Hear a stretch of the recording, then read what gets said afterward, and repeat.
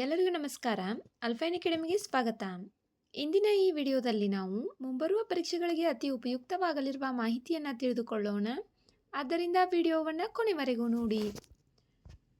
ಈ ವಿಡಿಯೋದಲ್ಲಿ ನಾವು ಸಾಗರಮಾಲಾ ಯೋಜನೆಗೆ ಆಯ್ಕೆಯಾದ ಬಂದರುಗಳು ಯಾವುವು ಎಂಬುದನ್ನು ತಿಳಿದುಕೊಳ್ಳೋಣ.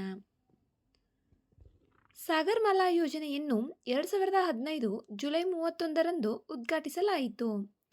ಈ ಯೋಜನೆಯು ಕೇಂದ್ರದ ಹಡಗು, ಬಂದರು ಮತ್ತು ಒಳನಾಡು ಜಲಸಾರಿಗೆ ಸಚಿವಾಲಯದಿಂದ ನಿರ್ವಹಿಸಲ್ಪಡುತ್ತದೆ. ಸಾಗರಮಾಲಾ ಯೋಜನೆಗೆ ಒಟ್ಟು 6 ಬಂದರುಗಳು ಆಯ್ಕೆಯಾಗಿವೆ. ಆ ಬಂದರುಗಳು ಪಶ್ಚಿಮ ಬಂಗಾಳದ ಸಾಗರ್ ಐಲ್ಯಾಂಡ್ ಬಂದರು, ತಮಿಳುನಾಡಿನ ಇನಿಯಾಮ್ ಅಥವಾ ಕನ್ಯಾಕುಮಾರಿ ಬಂದರು, ಮಹಾರಾಷ್ಟ್ರದ ವಧ್ವಾನ್ ಬಂದರು, ಕರ್ನಾಟಕದ ಬೇಲಿಕೇರಿ ಬಂದರು, ಒಡಿಸ್ಸಾದ ಪಾರಾದೀಪ್ ಹೊರಗಡೆಯ ಬಂದರು, ತಮಿಳುನಾಡಿನ ಸರ್ಕಾಜಿ ಬಂದರು.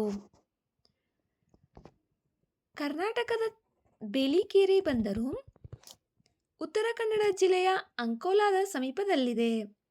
ಇಲ್ಲಿಂದ ಚೀನಾ ದೇಶಕ್ಕೆ ಕಬ್ಬಿಣದ ಅದಿರು ಮತ್ತು ಮ್ಯಾಂಗನೀಸ್ ರಫ್ತು ಮಾಡಲಾಗುತ್ತದೆ. ವಿಡಿಯೋ ನೋಡಿದ್ದಕ್ಕಾಗಿ ಧನ್ಯವಾದಗಳು. ವಿಡಿಯೋದಲ್ಲಿರುವ ಮಾಹಿತಿ ಉಪಯುಕ್ತವೆನಿಸಿದರೆ ವಿಡಿಯೋಗೆ ಒಂದು ಲೈಕ್ ಮಾಡಿ.